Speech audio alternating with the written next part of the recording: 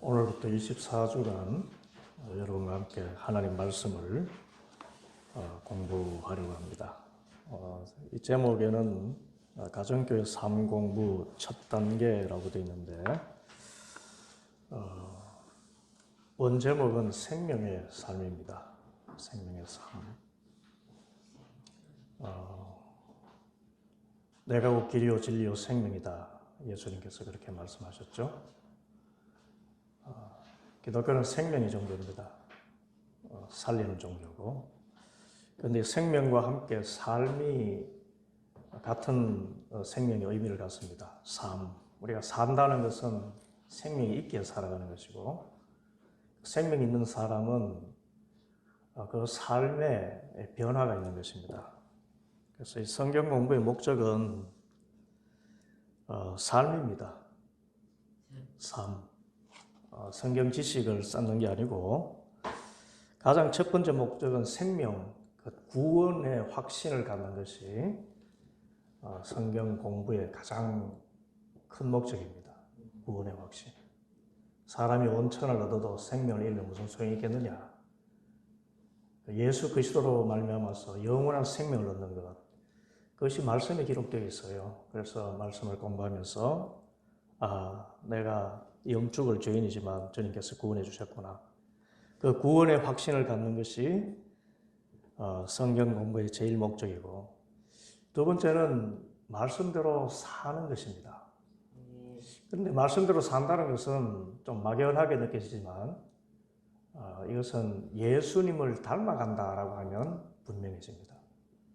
누구를 닮아가요? 예수님 닮아가는 것입니다. 그리스도인의 삶은 예수님을 닮아가는 것입니다. 예수님은 보이는 하나님이시죠. 보이지 않는 하나님이 보이는 하나님으로 이 땅에 오신 분이 예수님입니다. 또 예수님이 또 말씀 자체입니다. 그래서 성경 공부를 하는 목적은 말씀이신 그 예수님께서 하신 말씀, 그리고 말씀이신 예수님께서 살아가신 그 삶을 따라서 우리도 그 성품을 본받고 그 발자취를 본받아 살아가는 것, 그것이 성경 공부의 중요한 목적입니다. 두 가지를 이야기했습니다. 첫 번째 목적이 뭐라고요? 구원의 확신을 갖는 것. 두 번째는 예수님을 닮아. 예, 그렇습니다. 성경 공부의 두 가지 목적입니다. 가장 중요한 이것을 기억하시면 좋겠습니다. 그래서 이 성경 공부에 여러 과목들이 있지만은 이 가정교회에서 성경 공부를 전부 다 삶 공부라 그래요. 삶 공부. 생명의 삶이 있고, 말씀의 삶이 있고, 기도의 삶이 있고, 또 전도의 삶이 있고, 또 일터의 삶이 있고, 가정의 삶이 있고, 계속해서 삶이라는 그런 제목을 가지고 성경 공부가 이어집니다. 그래서 말씀이 삶으로 이어지지 않으면 그래서 아무런 유익이 없는 것입니다. 이게 본질은 삶입니다. 삶이라는 것. 그런데 이제 오늘 또 우리가 세 번역 성경을 가지고 이제 말씀을 나눴습니다만은, 여러분, 성경은 여러 번역본이 있죠.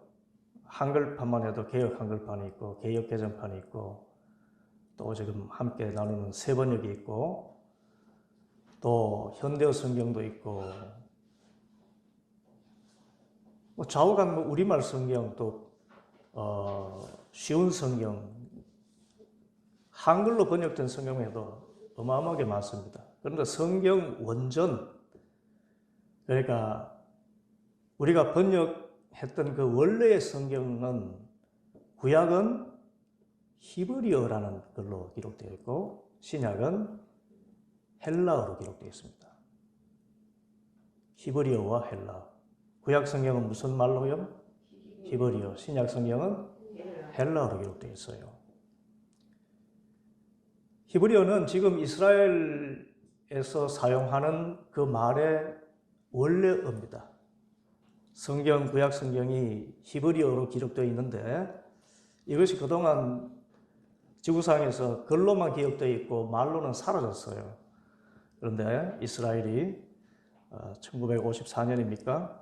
국가를 회복하고 나서 우리도 우리 말을 다시 회복하자. 그래서 학자들이 구약 성경 그 히브리 말을 다시 모음을 붙여가지고 단어를 해서 그것을 살아있는 말로 바꾸어서 지금 이스라엘 사람들이 그 언어를 사용하고 있는 것입니다.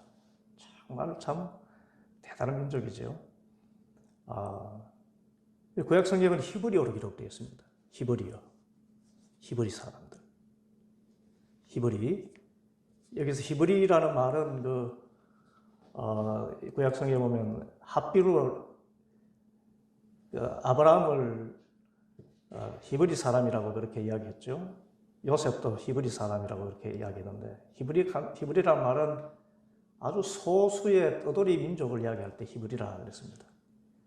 그래서 성경이 히브리어로 써있었다는 것은 저 고상한 지식층을 대상으로 기록된 것이 아니고 참 떠돌이 같고 이름 없고 힘없는 소수의 그런 사람들, 소외된 사람들, 그런 약한 사람들, 그런 사람들을 대상으로 기록된 것이 히브리어라는 것입니다.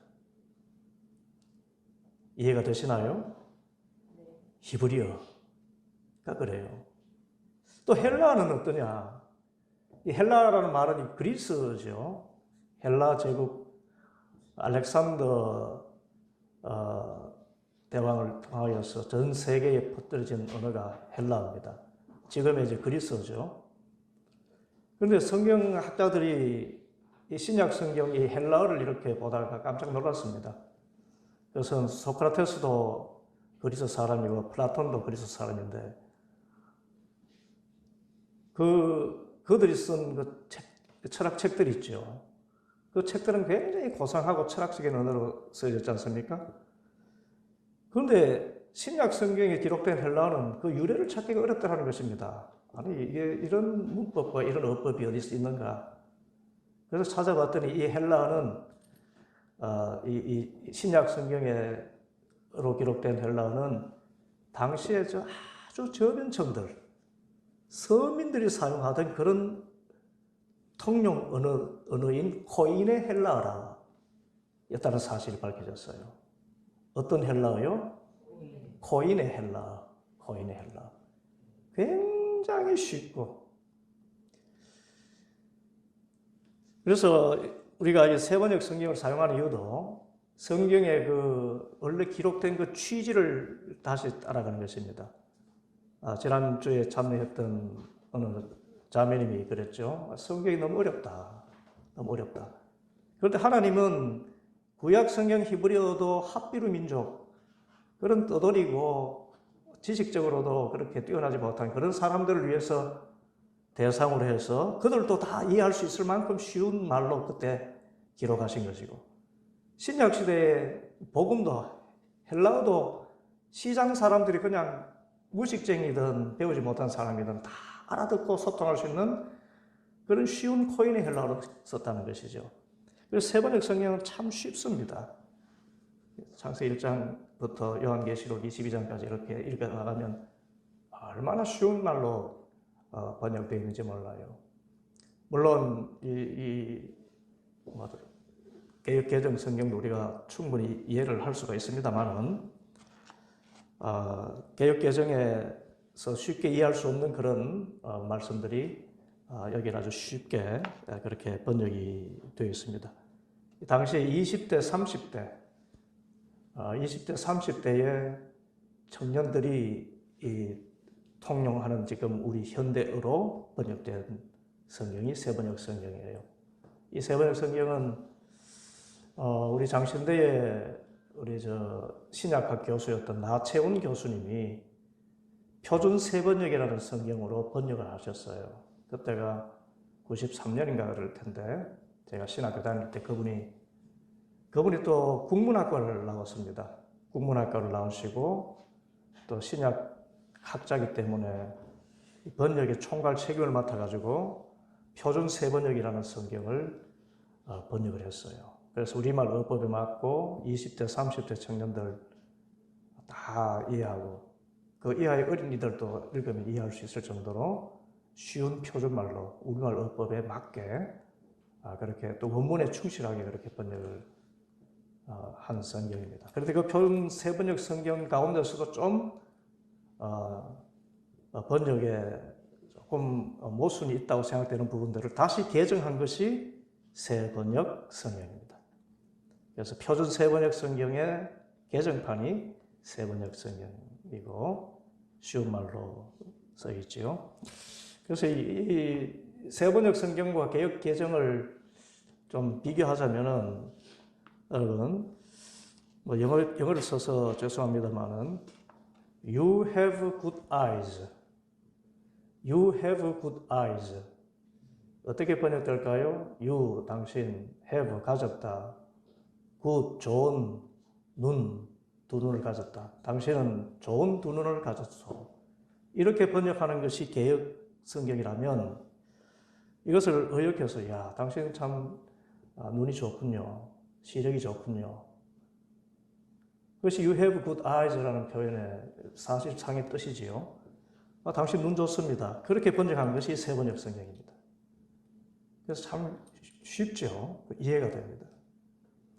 그래서 이 신앙의 첫걸음을 하는 분들에게는 히브리 핫비루 민족에게 하나님께서 주셨던 그 참 쉬운 말씀, 그리고 시장에 통용되는 그리스 말을 주셨던 하나님의 그 섭리를 따라서 이 쉬운 성경으로 해보고자 합니다. 어떤 청년이 이 성경을 청년이 될 때까지 한 번도 못 읽었답니다. 창세기 한 4, 5장까지 읽다가 힘들고, 마태복음은 누가 누구를 낳고 하루 종일 그냥 맥을 낳고 그냥 자버리고 이렇게 해가지고 성경을 한 번도 읽지 못했대요. 그런데 이 세번역 성경을 딱 손에 잡고 읽는 순간에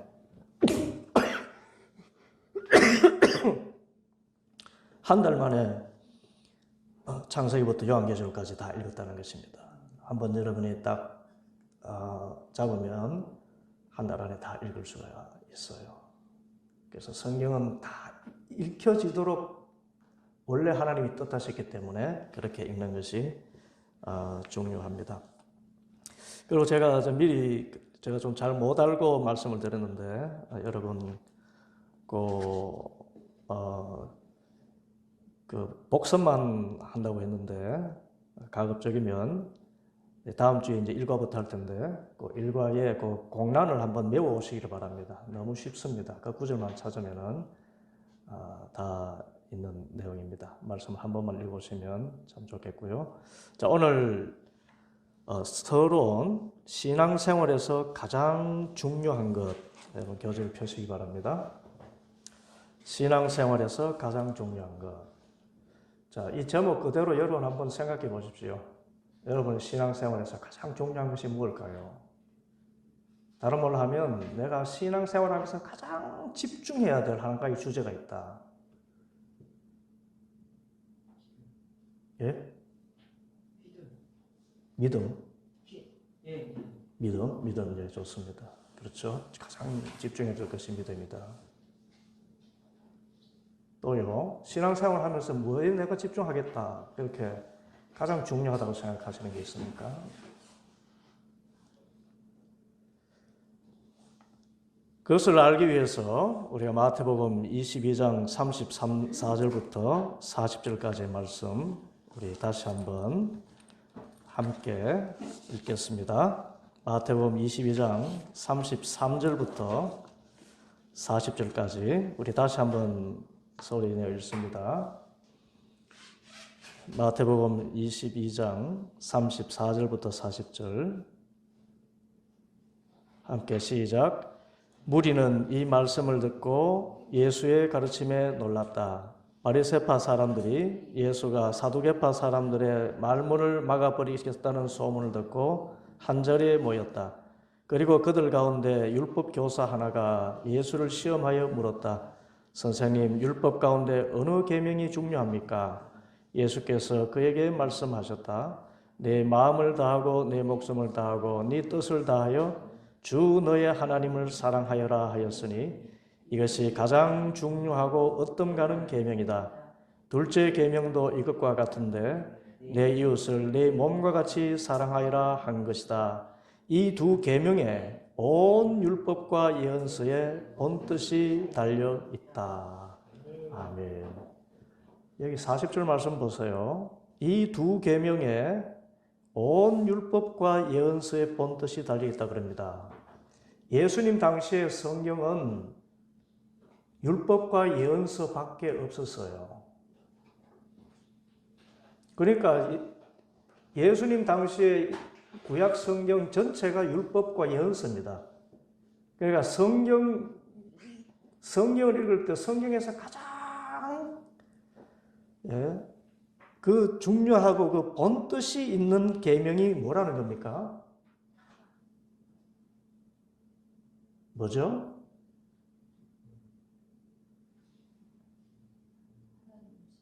하나님 사랑하고 그 다음에 이웃을 사랑하라. 이 두 계명이 구약 성경 전체의 가장 핵심이라는 겁니다. 다른 말로 하면 여러분 신앙생활에서 가장 중요한 것, 예수님께서도 당시의 성경 전체, 율법과 예언서 전체를 통틀어 가지고 두 가지 계명을 딱 꼽아내자면 하나님 사랑하고 이웃 사랑하는 것이다. 이렇게 말씀하신 것인데, 다른 말로 하면 신앙생활에서 가장 중요한 것은 관계입니다. 뭐라고요? 관계예요, 관계. 여러분 이거 다 아셔야 됩니다. 예수님께서는 신앙의 핵심을 무엇이라고 말씀하셨습니까? 첫째는 하나님과의 수직적인 관계죠. 둘째는 이웃과의 수평적인 관계입니다. 여러분 신앙생활은 관계입니다.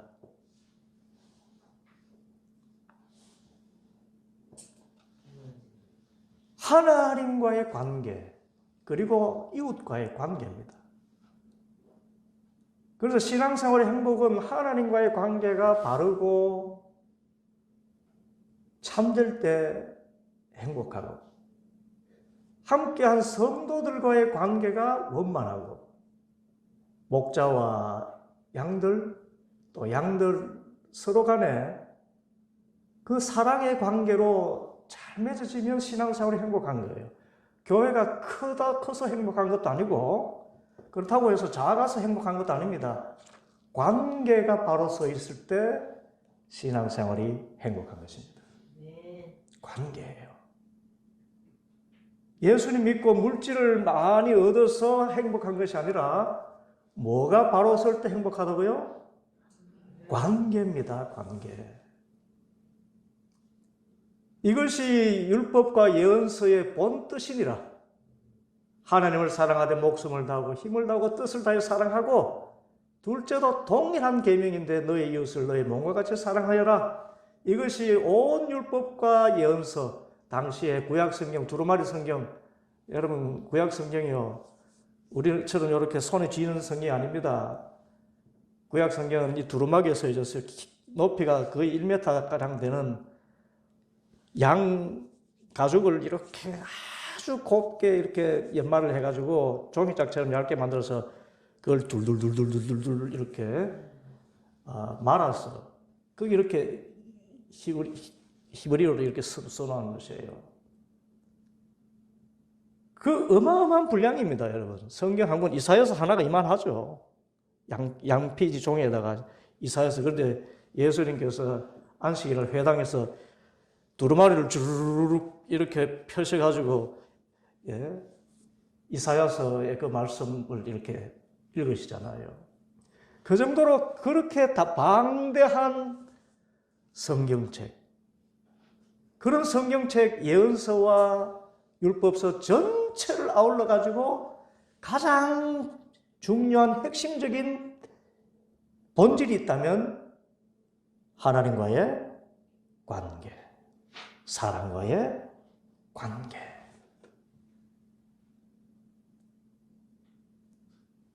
가정에도 부부와의 관계죠. 자녀들과의 관계입니다. 이것이 깨떨어지면 아무 행복이 없어요. 신앙생활의 본질, 하나님과의 관계, 나와 이웃과의 관계입니다. 그런데 이 관계를 맺음에 있어서 이 중요한 이 말씀 하나를 우리가 다시 한번 생각해 봅니다. 이번에 이것과 같은데, 그죠? 이것과 같은데, 그러셨죠? 예. 9절 말씀이죠, 그죠? 둘째 계명도 이것과 같은데 그렇습니다. 이것과 같은데라는 말의 뜻이 무엇일까요?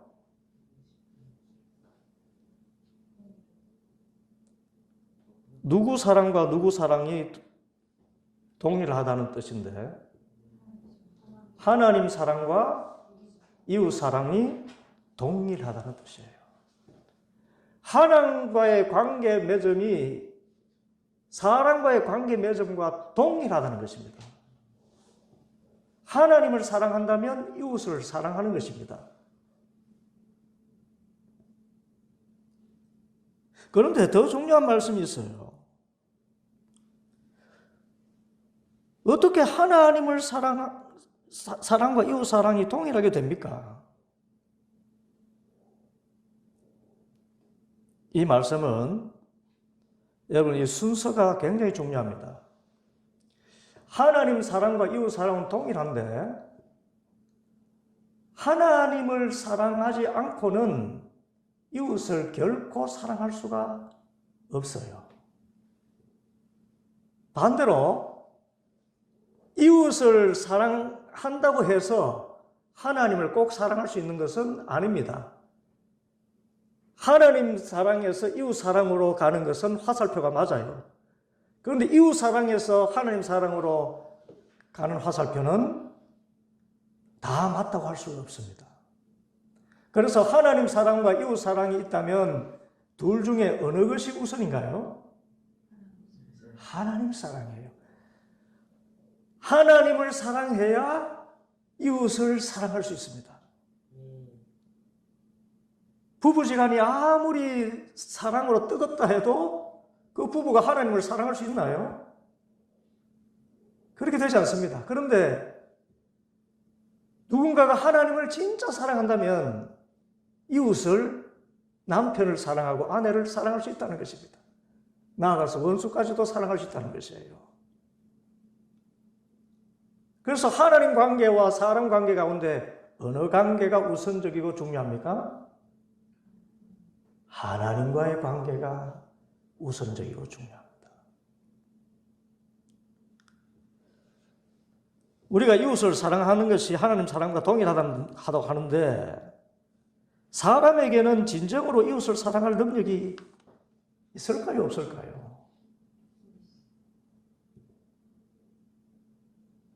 저는 진짜 누군가를 사랑한다고 생각했습니다. 그런데 그렇게 사랑이 허약한지 몰랐어요. 저의 사랑이.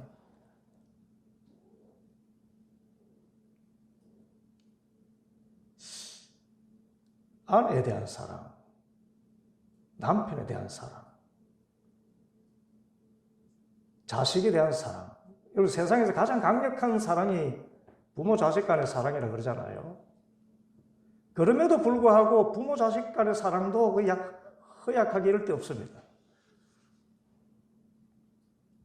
자식이 부모 사랑하는 것 참 어렵고 부모가 자식 사랑하는 것 사랑한다고 하지만 굉장히 흔들리는 그런 사랑입니다.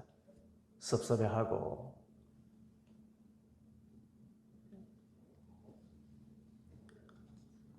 그런데 이웃 사랑과 하나님 사랑이 동일하다고 하면은 우리는 이웃을 사랑해야 됩니까? 사랑하지 않아야 됩니까? 하나님 사랑과 이웃 사랑이 가장 중요한 계명이기 때문에 이 관계가 제일 중요하다고 하는데, 그러면 이웃을 어떻게든 사랑해야 하나님을 사랑하는 것이잖아요. 계명을 지키는 것이지 않습니까? 그런데 이웃을 사랑할 능력이 우리에게는 없어요. 그러면 어떻게 해야 이웃을 사랑할 수 있습니까? 먼저 로마서 7장 18절 말씀 우리 함께 읽습니다. 로마서 7장 18절 말씀. 나는 내 속에 곧 내 육신 속에 선한 것이 깃들어 있지 않다는 것을 압니다. 우리는 사랑할 능력이 있습니까? 없습니까? 없습니다. 이거 아셔야 됩니다. 남편 사랑 못합니다. 아내 사랑 못해요. 자식 사랑도 못합니다. 우리가 진정으로 이웃을 사랑할 수 있는 능력은, 그래서 하나님의 사랑이 나를 통해서 흘러나올 때, 그때야 비로소 이웃을 사랑할 수가 있어요. 그래서 하나님 사랑, 하나님과의 관계에 바로 선 사람만이 이웃을 사랑할 수가 있습니다. 하나님을 사랑하게 되면, 다른 말로 하면 하나님의 사랑이 내 속에 흘러 넘치면 그것으로 이웃을 사랑하고 원수까지도 사랑할 수가 있는 것입니다. 이해가 되십니까? 그래서 이 계명을 주셨죠. 오늘 말씀 37절, 너의 마음을 다하고 내 목숨을 다하고 내 뜻을 다하여 주 너의 하나님을 사랑하여라. 또 둘째 계명도 이것과 같은데, 내 이웃을 내 몸과 같이 사랑하여라 명령하셨어요. 그런데 이 주님께서 우리에게 계명을 주실 때 그런 이유가 있습니다. 이 계명을 지키라고 주셨지 어기라고 주신 것이 아닙니다. 그런데 우리가 지킬 수 있도록 하시기 위해서 이 계명을 주신 거예요. 그래서 성경 말씀에 이렇게 해라 저렇게 해라 라고 하는 것은 하나님이 우리를 그렇게 만들어 주실 것이기 때문에 그렇게 하라는 것입니다. 하나님께서 우리를 이웃을 사랑할 수 있도록 하여 주실 줄 믿습니다. 하나님의 사랑이 내게 임하면 이웃을 사랑할 수가 있어요. 하나님께 주신 계명은 내가 너에게 이렇게 하여 주겠다라는 것을 포함한 약속입니다. 주 너의 하나님을 사랑하라. 어떻게 해요? 하나님을 사랑할 수 있는 마음을 나에게 주시는 것입니다. 너의 이웃을 사랑하라. 어떻게 해요? 하나님께서 이웃 사랑할 수 있는 마음을 주신다는 것입니다. 그래서 명령에는 반드시 약속이 포함되어 있습니다. 뭐라고요? 하나님의 명령에는 약속이 포함되어 있어요. 그 명령을 이룰 수 있도록 나에게 이미 주셨다는 것입니다. 베드로전서 1장 16절 말씀, 어느 분 찾아서 한번 읽어주세요. 베드로전서 1장 16절.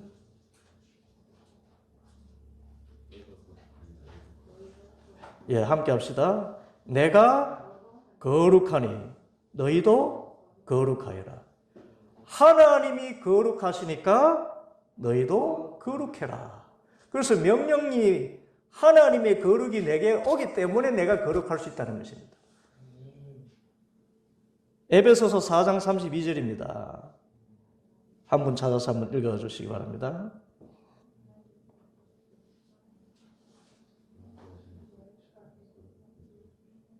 예, 함께 읽죠. 하나님께서 그리스도 안에서 여러분을 용서하신 것 같이 서로 용서하십시오.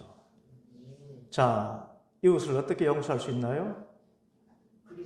하나님께서 그리스도 안에서 나를 용서하셨기 때문에 용서할 수 있는 것입니다. 하나님을 마음과 목숨과 뜻을 다해서 사랑하라고 하신 것은 하나님께서 우리를 그렇게 사랑하시기 때문입니다. 우리가 어떻게 하나님을 사랑할 수 있어요? 어떻게 보이는 이 이웃을 사랑할 수가 있어요?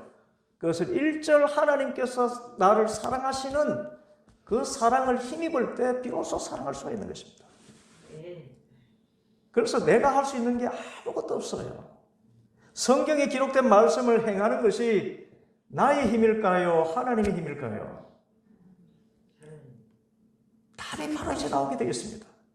모든 계명은 인간적인 의지로 지킬 수 있는 것이 아닙니다. 하나님 사랑하는 것조차도 하나님 사랑해야지 해서 사랑하는 게 되는 게 아니라 하나님이 나를 사랑해 주시는 사랑을 깨달을 때 하나님을 자연스럽게 사랑할 수가 있는 것이에요. 내가 먼저 하나님을 사랑했나요? 하나님께서 나를 먼저 사랑하셨습니까? 하나님이 있어요. 그래서 우리가 지금 이 자리에 있는 것입니다. 우리가 어떻게 이웃을 사랑할 수가 있습니까? 이웃 사랑할 수 있는 그 하나님의 사랑이 내 마음속에 흐를 때 비로소 사랑할 수가 있어요. 모든 것이 하나님의 은혜입니다. 하나님이 거룩하시니까 나도 거룩해질 수 있는 것이고 하나님이 예수 그리스도 안에서 용서해 주셨기 때문에 용서할 수 있습니다.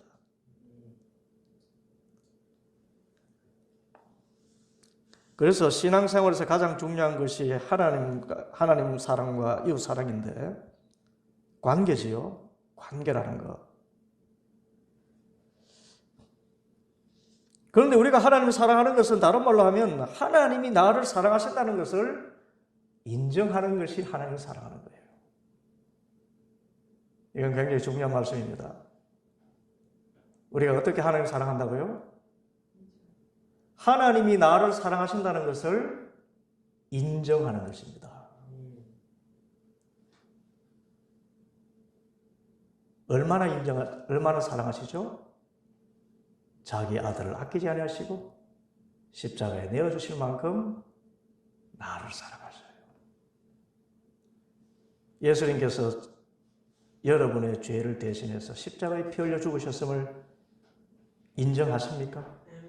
믿습니까?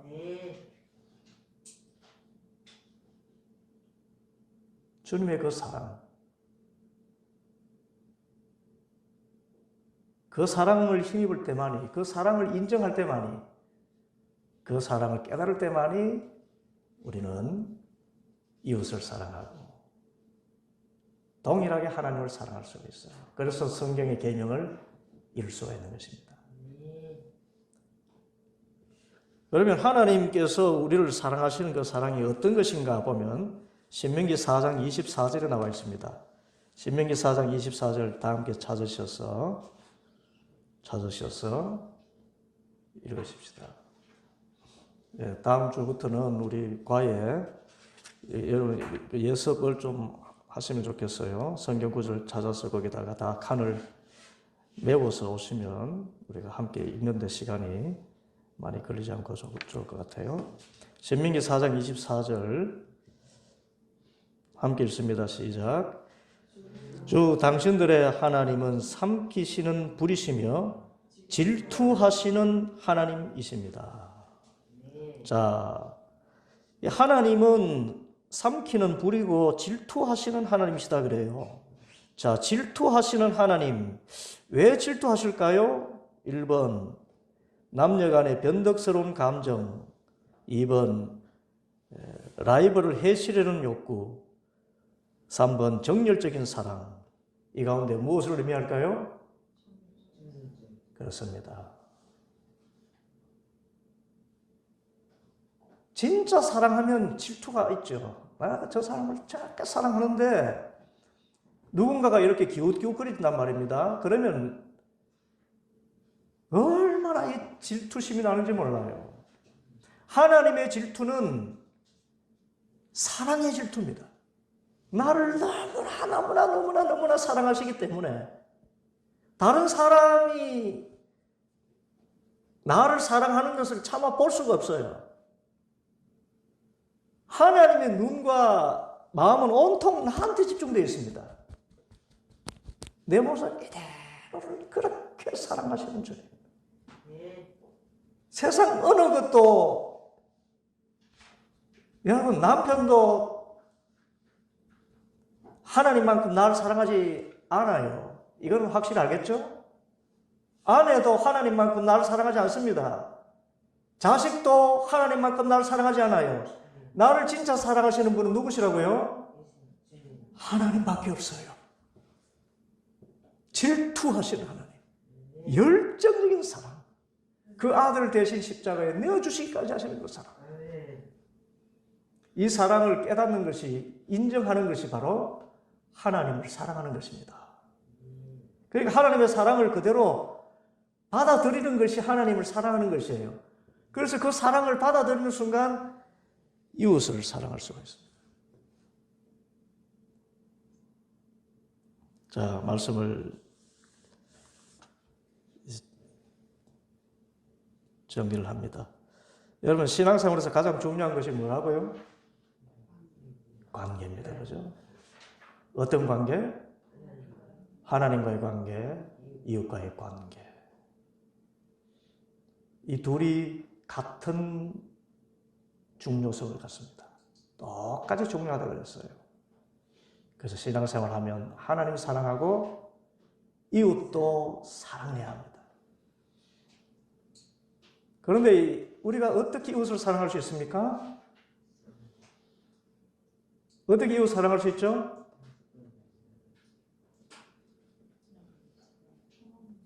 하나님의 사랑이 내 안에 흘러 들어올 때, 그때 이웃을 비로소 사랑할 수가 있습니다. 그런데 하나님은 나를 얼마나 사랑하시죠? 예, 질투하실 정도로. 세상에 그 어느 누구도 나를 사랑하면 안 되라고 하실 정도로 질투하시는 하나님.